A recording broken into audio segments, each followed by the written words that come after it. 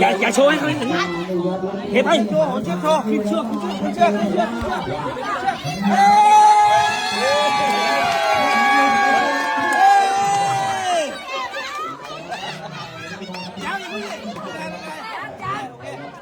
ถ่ายรูปก่อนดิก็ถ่ายรูปก่อน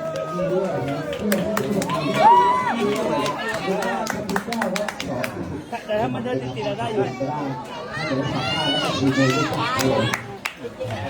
ปนี่ ให้มาที่นี่ถามเขาดูว่า